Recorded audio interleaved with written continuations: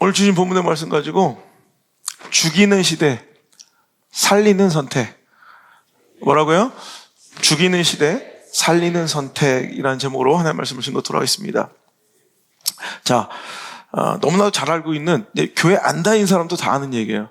불신자들도 솔로몬의 재판, 솔로몬의 선택하면 다 아는 에피소드입니다. 그죠? 창녀 2명이, 매춘부죠. 창기 2명이 어떻게 또 아기를 가졌어. 거의 동시간에 아이를 낳았는데, 그 깐난쟁이 아기 보살피다가 밤에 잘못해서 한 엄마가 아기를 깔아 문 게 죽인 거야. 아침에 일어나보니까 자기 애가 죽어 있거든. 그러니까 그 비싼 또래에 아기가 있는 다른 창녀의 그 아들과 바꿔치기 한 거죠. 아니, 자기 아들 못 알아보는 엄마가 있습니까? 젖 먹이려고 보니까 죽어 있는 것도 놀라운데 내 아들이 아니야. 그래서 싸움이 붙은 거죠. 근데 이 다른 창녀도, 다른 여자도 아니라고, 이것은 내 아이라고 우기니 이거 환장할 노릇이야. 본인은 알죠. 본인은 내 아들, 내 얘기를 모르는 사람이 있어. 그런데 이제 막 너무 극렬하게 우겨대고 다 서로가 맞다고 옳다고 할 때 뭐가 옳은지가 모르겠는 거야. 그때 아주 지혜로운 솔로몬의 재판 때문에 아주 선명하고 분명하고 확실하게 해결되더라는 거예요. 그러니까 그 얘기를 가만히 듣고 서로 다 옳다고 하니까, 서로 다 내가 맞다고 하니까, 서로 다 내 거라고 하니까, 내가 진리라고 외치니까 솔로몬의 판결을 그럼 칼 갖고 와라.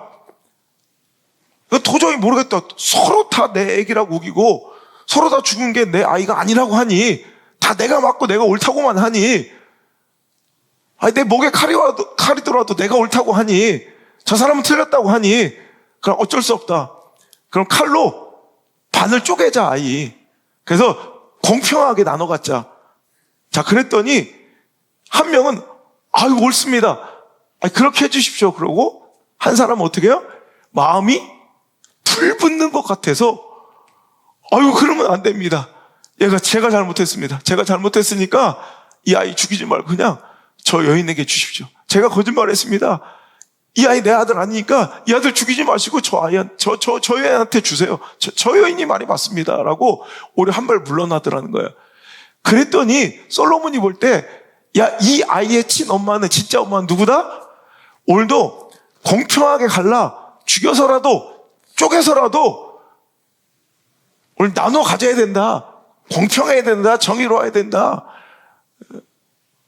이렇게 주장하는 사람이 아니라 죽이지 말고 차라리 이 아이를 살려서 내가 양보할 테니, 내가 억울해도 참을 테니, 내가 잘못했으니 그냥 저 여인에게 주십시오라고 물러서는 여자가 오히려 진짜 엄마다라는 거예요. 여러분, 뭔가 둘 다 옳다고 주장하는 시대 가운데 있으면 누가 진짜냐? 살리려는 쪽이 진짜예요. 깨트리건 박살내건 죽이건 상관없는 쪽은 가짜일 때가 많아요. 그럼 이 시대가 너무나도 참혹해요. 이렇게까지 해야 되나? 제가 밤을 꼬박 새면서 정말 이 짧은 요 한 달 반간에 정말 이 시대에 이게 꿈인가 싶을 정도로 정말 이상하고 요상한 일들을, 아니 이 시대 민주주의가 이렇게 정착된 우리가 세대 6대 강대국인 이제 어른 국가로서 선진국이에요. 시대의 질서를 이끌어가야 될 이 대한민국에서 정말 이게 볼법한 일인가 싶을 정도로 정말 거짓말 같은 일이, 초유의 사태들이 지금 2번 일어났어요. 하나는 계엄이라는 정말 믿기지 않을 일이 일어나서 불안에 떨며 밤을 새웠던 적이 있고요. 엊그제는 초유의 현행범으로 대통령이 체포되는 정말 이 황당하고 가슴 아픈 이런 장면을 밤을 꼬박 새우며 지켜봐야 됐던 우리 국민들과 저요. 저는 이 시대가요, 너무나도 무자비하고 냉혹하고 비정하고 냉정하고 잔인하고 잔혹한 시대. 한마디로 이 시대는 죽이는 시대예요. 죽이는 시대. 그냥 나와 안 맞으면, 내 뜻과 부딪히면, 내 편 아니면 다 악마고 죽여야 된다는 논리로 가득 차 있는 이 비정하고 잔인한 시대 가운데 여러분, 앞으로 여러분의 선택과 결정의 시간이 여러분에게 주어진다면 여러분이 장차 또 지도자를 뽑고 선택할 수 있는, 이 나라와 우리 다음 세대의 미래를 맡길 수 있는 지도자를 선택할 때 여러분 잘 보시고 계세요. 지금부터 여러분 뉴스를 잘 보고 시대를 잘 보세요. 그래서 누가 살리려고 애쓰는지 아니면 누가 죽이려고 오늘도 애쓰는지, 우리나라 국격이며 우리 국민들의 마음이며 오늘도 분리되고 상처나고 갈등과 대립과 반목으로 갈기갈기 이 나라 민족이 찢어지든 말든, 국격이 떨어지든 말든, 우리나라의 경제가 파탄나든 말든, 그냥 내 유익, 내가 관철하고자 하는 그 욕망, 그 자리를 탐하며 오늘도 여러분 그렇게 살아가는 자들을 여러분 주의 깊게 봤다가 절대로 깨트리고 여러분 죽이는 자를 리더로 세우지 않길 바랍니다. 희생하고 바보 같고 등신 같고 물러나고 지는 것 같아도 그래도 살리는 편에서는 세우려고 하는, 회복시키려고 하는 그런 자를 지도자로 세우고 여러분 지도자로 따라야 돼요. 오늘 여러분 이 솔로몬은 정말 지혜로운 판결을 내린 거예요. 이 솔로몬의 지혜가 우리에게 있길 바랍니다. 누가 진짜인가? 누가 진짜 리더인가? 누가 진짜 참으로 사랑하는가? 여러분 누가 진짜인가? 누가 진짜 사랑하는가가 궁금하고 정말 아리까리해. 이 시대가 왜 너무나도 다 이 두 여인처럼 다 옳다 정말 눈에 진심이 흘러 넘치는 것 같고 막 정말 자기는 막 억울하다고 펑펑 울고 아니라고 그러니까 잘 모르겠어요. 그럴 땐 여러분 우리는 딱 명확한 기준을 세워야 돼요. 반을 갈라서라도 죽이고 깨트려서라도 오히려 내 이익을, 내 승리를 쟁취하려는 자보다 차라리 좀 물러나고 누가 희생하고 용납하고 여유롭게 차라리 내가 좀 손해보고 내가 좀 가슴 아파도 여러분 살리려는 쪽, 하나 되게 하려는 쪽, 여러분 회복시키려는 쪽을 여러분 잘 보셨다가 그런 사람과 그런 세력에게 여러분 권력을 주려는 여러분 선택하는 지혜가 있어야 된다는 거예요. 오늘 여러분 이 솔로몬의 지혜는요, 오늘 이 3장에 누구로부터 근원됐다고 나와요? 하나님께서 새벽에 솔로몬에게 나와 그에게 질문하십니다. 내가 너한테 무엇을 줄고 너는 구하라. 그죠? 5절 시작. 기브온에서 밤에 여호와께서 솔로몬의 꿈에 나타나시니라. 하나님이 이르시되 내가 내게 무엇을 줄고 너는 구하라. 그래서 오늘 저는요 이 새벽에 하나님께서 여러분에게 나타나셔서 오늘 이 시간 여러분이 이제 기도할 때 내가 너한테 무엇을 줄고 넌 한번 구해봐라 하면 거침없이 여러분 갈등하지 않고 고민하지 않고 여러분 하나님 앞에 내어놓을 여러분 소망과 기도 제목들을 하나씩 있으시죠? 여러분 무엇을 갖고 오셨습니까? 그 중에서 여러분 다른 것보다도 여러분 여러 가지 여러분 지금 삶에 맞닥뜨린 현실적 문제들을 갖고 오셨겠지만 여러분 더 큰 것을 구하셔야 돼. 지금 자질자질한 여러분 하나 구하는데 하나 이루어지고 성취시켜 주신다는데 아무거나 되지 말고 정말 소중한 거 구하셔야 돼. 솔로몬은 그때 뭘 구했어요? 오늘도 하나님 맡기신 이 임무와 이 중직과 이 나라와 백성을 이 다스리고 통치하려는 이 귀한 사명을 저에게 주셨는데 저는 그것이 내가 감당할 수 있는 일이 아닙니다. 그러니까 저는 그것을 잘할 수 있는 지혜를 달라고 합니다.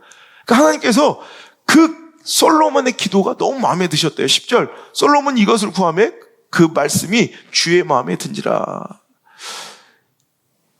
이에 하나님이 그에게 이르시되 내가 참 이것을 구하는구나. 하나님 기분이 좋으신 거예요. 자기를 위하여 장수하기를 구하지 아니하며 부도 구하지 아니하고 자기 원수의 생명을 멸하기도 구하지 아니하고 오직 송사를 듣고 분별하는 지혜를 구하였으니 내가 내 말대로 하여 내게 지혜롭고 총명한 마음을 주더니 네 앞에도 너와 같은 자가 없거니와 내 뒤에도 너와 같은 자가 일어남이 없으리라. 내가 또 내게 구하지 아니한 부귀와 영광도 내게 주노니 내 평생의 왕들 중에 너와 같은 자가 없을 것이라. 아멘. 오늘 여러분, 하나님께서 너에게 무엇을 줄까 넌 구하라 했더니 솔로몬 지체 없이 하나님 선과 악을 구별할 수 있는 지혜를 주세요라고 하나님께 구했습니다. 그러자 하나님 이 기도가 너무 마음에 드신 거야. 여러분, 하나님 마음에 드시는 기도를 해야 돼요. 여러분, 이 시대 이렇게 정말 혼탁하고 어그러지고 정말 진리가 무엇인지 방황하는 이 시대 가운데 우리가 구해야 될 건 하나님 분별할 수 있는 지혜를 주세요 구해야 돼요. 그럼 다 옳다고 하니까 이럴 때 정말 하나님께 선악을 구별할 수 있는 지혜 달라고 기도하셔야 돼요. 그냥 진영 논리와 시대적 트렌드와 유행 가운데 여론과 미디어에 막 휩쓸리지 않고 선악을 분별할 수 있는 지혜를 달라. 오늘도 기도할 수 있길 주의 이름으로 축원합니다. 그래서 여러분, 솔로몬이 나중에 이 일생을 다 이제 오늘 우리가 열왕기상 3장은 솔로몬의 왕위의 옹립, 그가 왕으로서 시작하는 그 왕의 인생의 초기의 이야기지만 이제 그 삶을 다 누려보고 살아보고 나서 이제 그가 이제 잠언을 전도서를 쓰면서 이 땅의 것들이 모든 것이 헛되다고 생각하고 살아보니까 정말 아무것도 아니더라. 정말로 중요한 것은 정말로 내 삶에 가장 중요한 것은 여호와를 경외하는 것이다. 그러니까 여호와를 경외하는 것이 모든 지식의 근본이고 오히려 지혜라는 것을, 그러니까 그가 지혜를 구했지만 그가 진짜 지혜와 지식은 어떤 학벌, 내가 어느 대학에 들어가고 어느 과에 들어가고 이 대학이 이 대학보다 높고 이 따위 허접하고 수준 낮은 지식, 이것이 지식이 아니라 하나님을 경외하는 것, 즉 여호와를 경외하는 것이 그게 명철이고 지혜이고 지식이라는 거예요. 우리 오늘도 신입생들이 또 여러 명 들어왔는데 우리가 이 학교에 와서 공부하는 게 뭐야? 오늘도 더 좋은 스펙을 가지고 더 좋은 직장에 들어가기 위한 발판을 준비하는 이런 공부방이 아니라 진짜 여호와를 경외하는 것, 즉 하나님이 기뻐하시고 하나님이 원하신 일을 해드리고 하나님의 영광, 내 삶은 하나님의 영화로움을 위해 쓰임받기를 원하며 오늘도 그것을 구하는 지혜가 우리에게 있어야 된다는 거예요. 그게 모든 지식의 근본이고 지혜의 최고봉이에요. 그래서 오늘 잠언서를 읽을 때요, 여러분 잠언서에 나오는 지식이나 지혜라는 말은 여러분 예수님으로 바꾸어 읽어도 똑같이 동일하게 통해요. 여러분 구약에 있는 이 지식과 지혜는 예수님의, 결국 그 지식과 지혜의 그 마지막 결론은 예수님의, 예수님. 우리가 예수님을 따라가야 돼. 예수님이 우리 인생의 목표가 돼야 되고 내 모든 선택과 결정의 근거가 예수님이 되셔야 되고, 여러분 상황과 판단과 돈 몇 푼이 내 선택과 결정의 근거가 아니라 오늘도 내 모든 선택과 결정의 근거의 최고봉은, 최종의 권위는, 마지막 결론은 바로 예수님이셔야 된다는 거예요. 예수님이 지식이고 예수님이 지혜야, 예수님이. 그래서 우리는 그 예수님을, 즉 솔로몬이 지혜를 구하여 이렇게 지혜 있는 선악간에 구별을 할 수 있었던 그 멋진 선택을 할 수 있었던 것처럼 오늘도 이 혼탁하고 어그러진 시대를 살아가는 우리들이 하나님께 구할 바는 바로 예수님, 예수님이 내 선택의 결정의 근거가 되게 하시고 기준이 확고부동한 스탠다드, 정말 변치 않는 내 인생의 스탠다드, 기준 되게 하여 주옵소서. 오늘 이렇게 기도할 수 있는 저와 여러분이 되시기를 주의 이름으로 축복합니다. 다시 한번 말씀드립니다. 이 시대는 너무나 냉혹하고 냉정하고 비정하고 잔인하고 잔혹해요. 아니 여러분, 이 시대는요, 옛날에는 전쟁은 잔인한 거잖아요. 근데 전쟁도 낭만이 있었어요. 중세시대부터 전쟁의 역사에 대한 책을 읽는 거 좋아하는데, 전쟁에도요 낭만적인 룰이 있었고 서로를 존중하고 적군의 지도자와 장수를 예우하는 낭만들이 있었다고. 근데 그 전쟁의 낭만이 사라진 게 언제부터인 줄 알아요? 세계 역사를 보면 1차 세계대전부터는 전쟁의 낭만의 룰이 깨졌어요. 그때부터 독가스라는 잔혹한 무기가 처음 시작됐고요, 대전차라는 이런 잔인한 살상 무기가 동원되면서 그때부터 낭만의 시대는 끝났어요. 여러분, 정치에도 낭만이 있어요. 상도동, 동교동과 옛날에는 아무리 찍고 싸워도 정말 그 안에 도의가 있었고, 여러분 신의가 있었고, 여러분 그 안에 낭만적인 신사도가 있었다고. 근데 이제는 그런 것들이 싹 사라졌어. 여러분, 이제 잔인한 시대예요.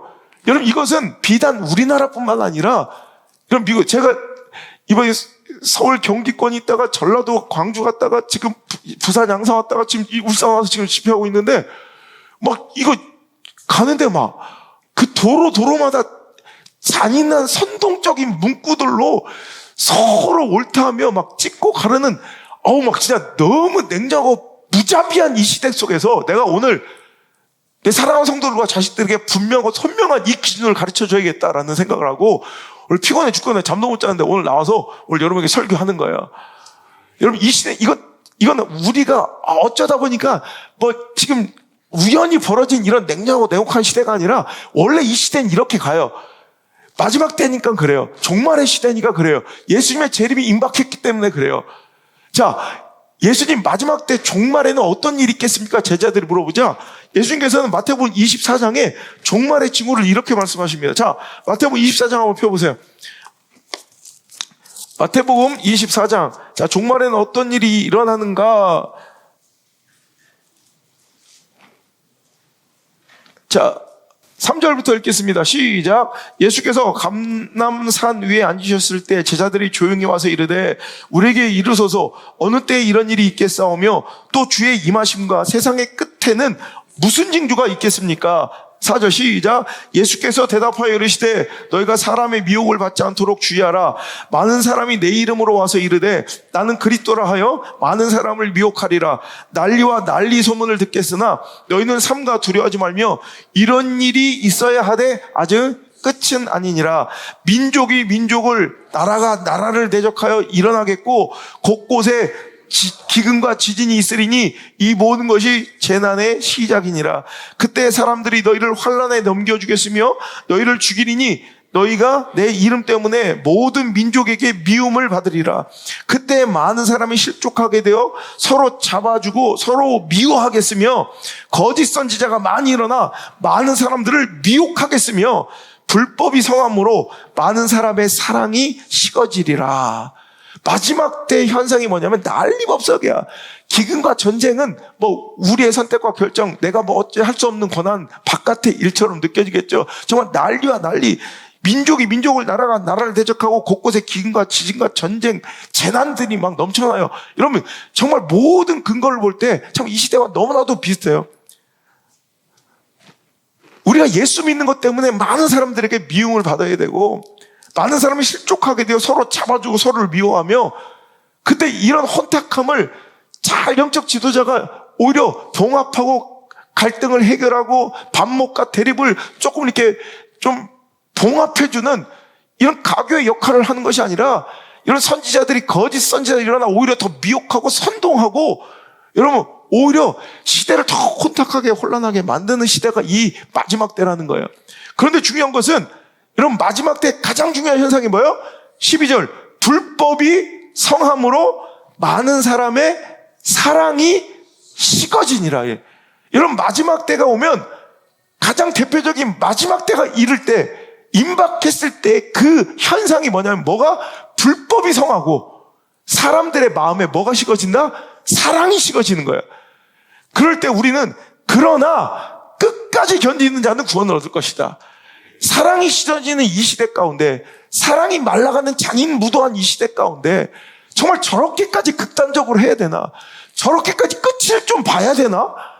저렇게까지 해야 되나라는 정말 사랑이 말라버린 이 시대 가운데 오늘 여러분 끝까지 견디고 그 사랑을 품는, 여러분 지혜의 근본과 지식의 근본이 누구라? 우리가 끝까지 내 모든 선택과 결정과 내 삶의 행동의 모든 근거와 원동이 어디서부터 비롯돼야 된다고요?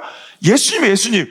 그러니까 오늘도 우리의 선택과 결정은 내 기호와 취향 정도가 아니라 내 허접한 가치관과 세계관이 아니라 그냥 책 한 번 읽어본 그냥 어때 신문 한 번 읽어본 데 선동되는 것이 아니라 오늘 예수님이라면 어떻게 하셨을까? 그러니까 예수님의 정신, 예수님을 지향할 때, 예수님을 내 삶의 선택과 결정의 근간으로 삼고 기준, 스탠다드로 삼을 때 어떤 일이 이루어지느냐? 바로 사랑의 선택, 살리는 선택, 세우는 선택을 하게 된다는 거예요. 어찌하든 여러분 살리고 세우는 것이 하나님의 뜻이고 하나님의 길이고 하나님의 선택이며 예수님의 길이라는 거죠. 자, 예수님이라면 어떻게 하셨을까? 예수님은 늘 살리는 쪽이셨고요. 기회를 주는 쪽이셨고요. 회복시키고 세우는 쪽에 계셨다고. 이사야서 42장 1절부터 한번 읽어볼게요. 자, 1절부터 42장 1절부터 시작. 내가 붙드는 나의 종, 나의 마음에 기뻐하는 자, 곧 내가 택한 사람을 보라. 내가 나의 영을 그에게 주었은즉 그가 이방의 정의를 베풀리라. 그는 외치지 아니하며 목소리를 높이지 아니하며 그 소리를 거리에 들리게 하지 아니하며 상한 갈대를 꺾지 아니하며 꺼져가는 등불을 끄지 아니하고 진실로 정의를 시행할 것이며. 아멘. 오늘도 사랑하는 내가 붙드는 나의 종, 내 마음에 기뻐하는 내가 택한 그분이 바로 예수님, 오실 예수님이신데, 하나님은 그 예수님이 어떤 분이라고요? 그분은 정의를 행하되 그 안에 사랑이 있어서 상한 갈대를 꺾지 아니하시고 꺼져가는 등불도 함부로 끄지 않는 분이 바로 예수님이시라는 거예요. 분명히 그는 공정하고 정의로우시나 그 정의로 인하여 사랑을 실종시키거나 식어가지 아니하고 오늘도 오히려 그 사랑을 간직해서 그 사랑을 불붙듯하여 오늘도 꺼져가는 심지를 끄지 아니하고 다 끝난 것 같아 상황할 때도 꺾지 않는 분이 바로 우리에게 보내실 예수님의 모습이었다는 거예요. 과연 그렇죠? 그래서 그 예수님이 이 땅에 오셨을 때, 자, 마태복음, 예수님이 어떻게 활동하시고 공생애를 살아가셨는지 보니까 마태복음 12장 보십시오. 마태복음 12장. 자, 20절의 말씀. 시작. 상한 갈대도 꺾지 아니하며 꺼져가는 심지를 끄지 아니하기를 심판하여 이길 때까지 하르니 또한 이방인들이 그의 이름을 바라리라 함을 이루려 하심이니라. 자, 예수님의 말씀이에요. 자, 오늘 예수님이 이 말씀을 왜 하셨냐면 12장 쭉 19절부터 한번 보면 회당에 들어가실 때 한쪽 손이 마른 사람이 있는 거예요. 자, 그런데 그때는 안식일이었어요. 그런데 예수님께서 그 안식일에 한쪽 손이 말라있는 평생을 고생하고 그 장애 가운데 정말 그 연약한 가운데 인생이 피폐져 있는 그 사람을 건지시고 고치신 거예요.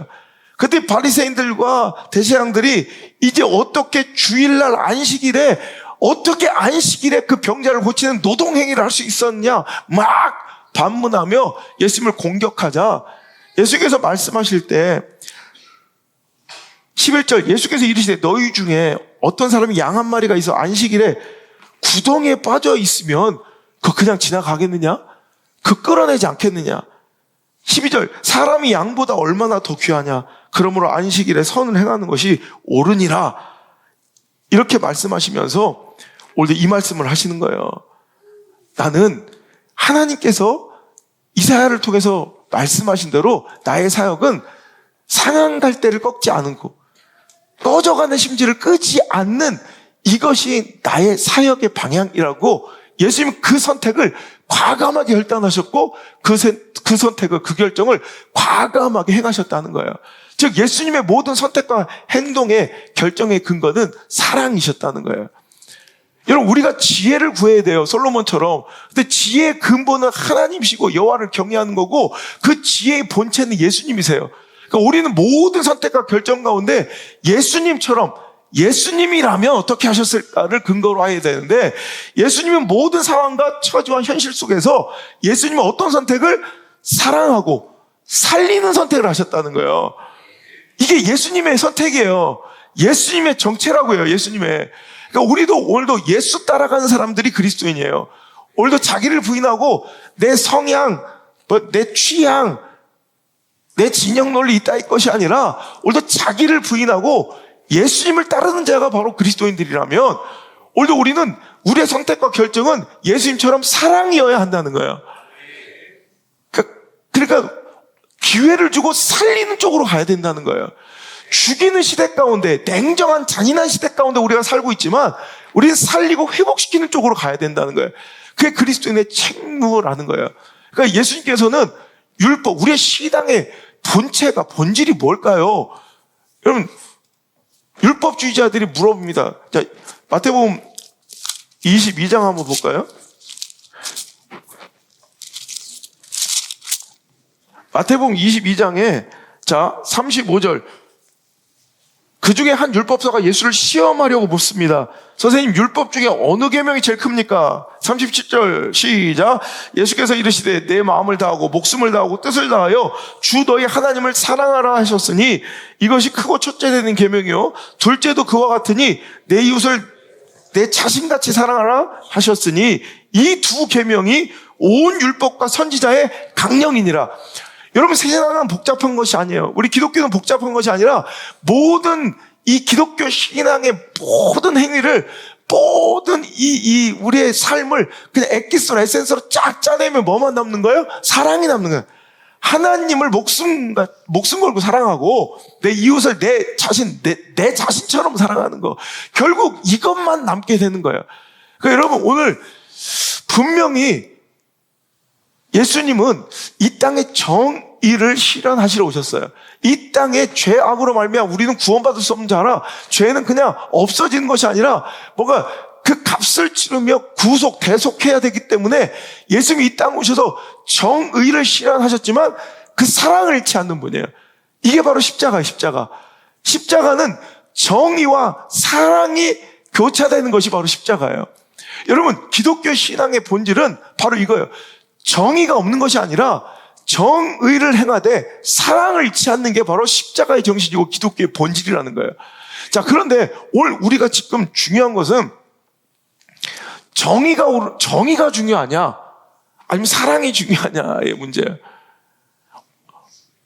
자, 어떤 쪽은 이 나라를 너무 사랑하고 이대로 두어서는 안 되겠다고 생각해서 정의를 깨트렸어요. 그랬더니 이 정의를 깨트린 걸 법대로 해서 오늘도 이걸 죽여야 된다고 한쪽은 사랑을 잃어버려요.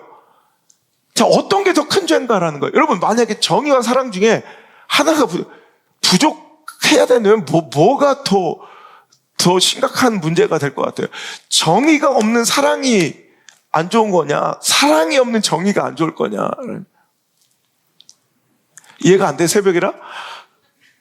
이런 거 있죠. 제가 오늘 밤새서 공부하다가 열받는 걸 봤어요. CCTV를 보면서 세상에 이제 CCTV가 너무 많이도 이렇게 늘어나니까 방문 카메라에 찍힌 말도 같지 않은 이런 모습, 여러분 보신 분들 있으실 거예요. 한 식당에서 앞에 중삐리들이 아주 어린 것들이 막 담배 피고 가래침 뱉고 막 이러니까 그 식당 아저씨가 나가서 이렇게 하지 말라고 한마디 한 거예요. 여기 막 담배 피고 어린애들이 막 쓰레기버리고 침 뱉고 그러니까 거기에 이제 여기 담배 피지 마, 쓰레기 버리지 마세요. 막 이렇게 표지판도 세워놨지만 막 듣질 않아. 근데 한마디 했다고 갑자기 그 어린 것들이 그날 밤에 오더니 몇 명이 몰려와서 그 CCTV 모니터 카메라를 다 깨부시는 거야. 그래서 또 경찰에 신고했더니 그놈이 이제 경찰한테 가서 이제 흉대를 받았을 거 아니야. 촉법인 거로 그놈들이 갑자기 10대 명을 몰고 와서 깽판을 부리는 거예요. 그러면서 막 쌍욕을 하고 그 사장님의 아내 그 여자분을 막 밀치고 막 한판 뜨자. 그러면 나한테 걸려야 돼. 나한테 한번.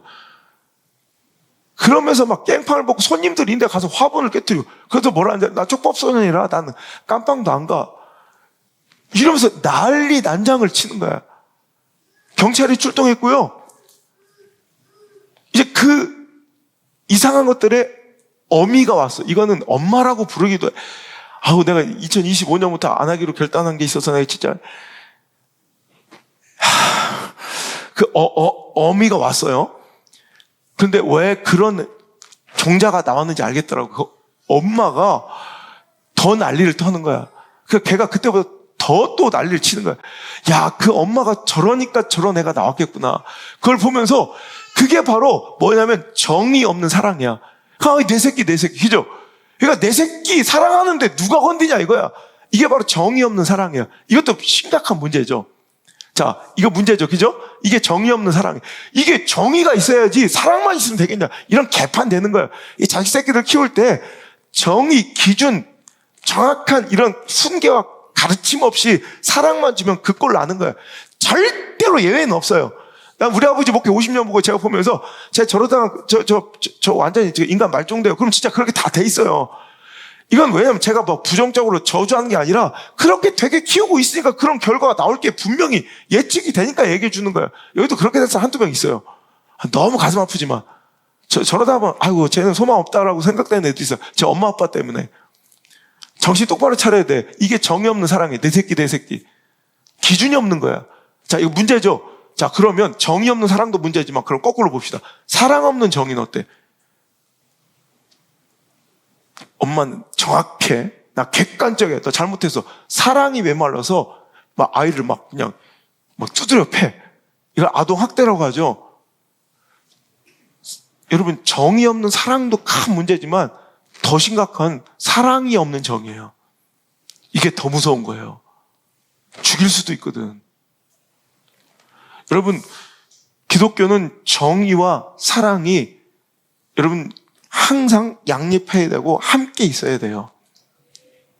그런데 정의 없는 사랑도 기독교가 아니고 사랑 없는 정의도 기독교가 아니에요. 근데 어느 순간부터 우리 교회의 모습이 우리 기독교마저 정치적 진영 논리와 자기 진영의 의로움에 빠져서 그 이념 논리에 말려서 사랑 없는 정의가 기독교라는 이름으로 판을 치고 있는 이 시대예요. 사랑을 이라는 맛을 잃어버린 소금. 여러분, 기독교 가운데 반드시 있어야 될 사랑이라는 맛을 잃어버린 정말 모래알같이 정말 서걱서걱 짜증나고 재수없는 이런 사랑이라는 맛을 잃어버린 소금이 가득한 이 시대를 우리가 살아가고 있다는 거예요. 여러분, 사랑의 맛을 잃고 오늘도 소금이 맛을 잃은 것처럼 사랑이라는 맛을 잃어버린 크리스찬들이 이 세상에서 성도라는 이름으로 살아갈 때 그것은 절대로 신앙이 아니고요. 그것은 반기독교적 삶이라는 것을 기억하시길 바랍니다. 그런데 보면 이런 이들이 오히려 굉장한 시대적 지지와 세력을 갖고 있어서 문제라는 거예요. 대중들은 오히려 그런 사랑 없는 정이 오히려 그런데 맹목적인 추종을 하고요. 오히려 그런 선동에 돌아나는 걸 좋아해요. 오늘날 기독교의 가장 위험한 모습을 제가 보면서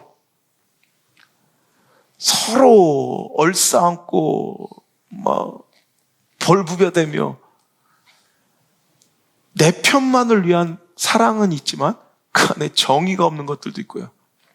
또 내 편만, 내 진영만 정의이므로 다른 편에는 완전히 악마처럼 대하고 모질게 구는 비판만 하는 그런 사랑 없는 정의가 판을 치고 있는 우리 교회의 현실들이에요. 하지만 여러분, 절대로 정의 없는 사랑도, 사랑 없는 정의도 절대로 다 기독교의 진정한 모습이 아니라는 거 꼭 기억하시고요. 사랑과 정의가 합쳐져야 합니다. 그것이 바로 십자가입니다. 그래서 우리는 정의를 행하되 사랑을 잃지 않으려고, 그게 바로 예수님의 정신이에요.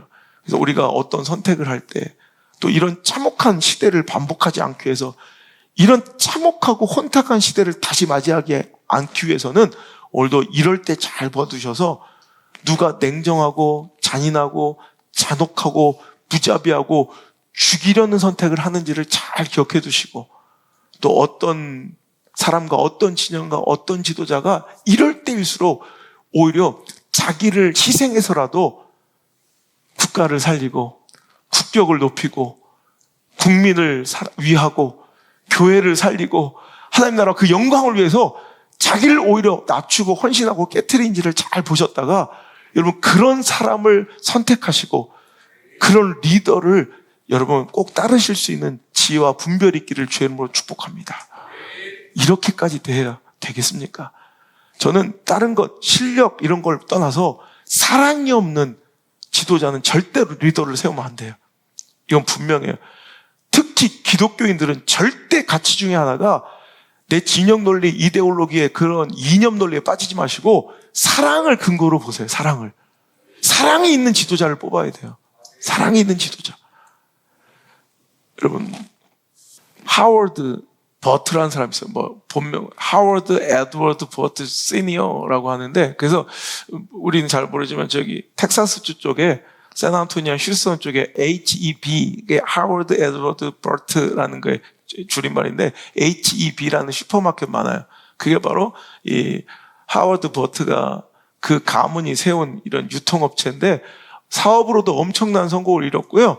그는 평신도 사역자로서 청년운동도 왕성하게 펼쳤던 이런 교계의 지도자이기도 했습니다.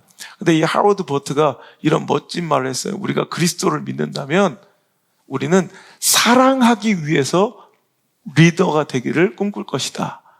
하지만 우리가 그리스도의 사랑 안에 있지 않으면 우리는 리더가 되기 위하여 오늘도 꿈을 꿀 것이다 라는 거예요. 무슨 말인지 아시겠어요? 우리가 예수님을, 당신이 그리스도를 믿는다면 당신은 사랑하기 위한 목적으로 리더가 되기를 꿈꿔요. 하지만 우리가 그리스도를 믿지 않고 그리스도의 그 안에 있지 아니하면 우리는 리더가 되는 것만 사랑해요. 여러분 잘 보세요, 지도자들. 여러분 우리가 지금 영적으로 눈이 어둡고 멀어버렸어. 뭐가 진짜 중요한지를 모르는 거야. 저 사람은 리더가 되는 걸 꿈꾸고 리더가 되는 걸 살아가는 사람이야. 그럼 뽑지 말아야 돼요. 사랑하기 위한 리더를 뽑아야죠. 여러분 믿음 안에 있는 사람들, 예수님을 믿는 사람들은 반드시 사랑하기 위해 리더가 돼요. 사랑하기 위해 축복받기를 원하고, 사랑하기 위해 돈 벌기를 원하고, 사랑하기 위해 그 자리에 오르기를 원하고, 사랑하기 위해 리더가 되는 거야. 하지만 그리스도 안에 있지 않는 사람들은 리더가 되는 걸 사랑해요. 권력을 사랑하는 거예요. 이해가 되세요? 전 이 암흑하고 정말 어둡고 참혹한 이 정치적 이 혼란함과 혼탁감 속에서 여러분 끝을 보고 정말 막다른 곳으로 몰고 누군가를 죽이고 뭔가 기회를 빼앗고 갈대를 꺾어버리고 심지를 꺼버리고 기회를 주지 않는 이런 선택과 결정을 하는 사람들을 피하고 살리고 세우고 회복시키고 어찌하든 기회를 주는 그런 사람을 선택해야 될 뿐만 아니라 더 나아가서 우리 교회는 그런 교회가 돼야 돼요.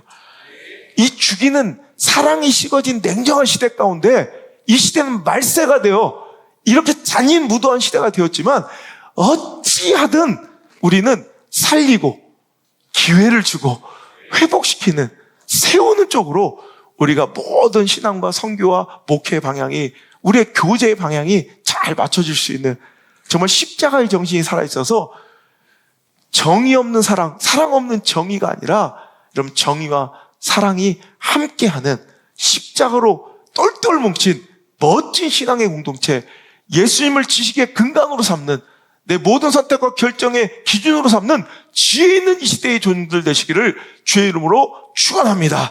오늘도 이 말씀 붙들고 기도할 때 하나님이 이 나라와 민족을 위해서 기도하십시오. 하나님이 이 나라와 민족을 살려주시옵소서. 아버지 대통령을 위해서 기도하시고 이 나라 위정자를 위해서 기도하시고 하나님 살리는 민족이 되게 하시고 회복시키는 민족이 되게 하시고 세우는 민족이 되게 하시고 살리는 지도자가 세워지게 하시고 회복시키고 기회를 주고 세워주는 지도자가 세워지게 하여 주옵소서. 우리 교회도 마찬가지입니다. 내가 어느 순간 정의를 실종한 사랑, 내 편만 끌어안고 부벼대는 잘못된 거짓 사랑에 빠지지 않게 하시고 또 사랑 없는 정의, 냉정함으로 오늘도 정의를 오늘도 주장하며 오늘도 모든 것에 오늘도 잔인해져 버린 사랑이 식어져 버린 내 신앙 되지 않게 해달라고 십자가를 내 가슴에 오늘도 새겨달라고 오늘도 간절히 부르시며 오늘도 솔로몬이 구하였던 그 지혜를 우리가 오늘 시간 구하길 바랍니다. 다 같이 기도합니다. 주여.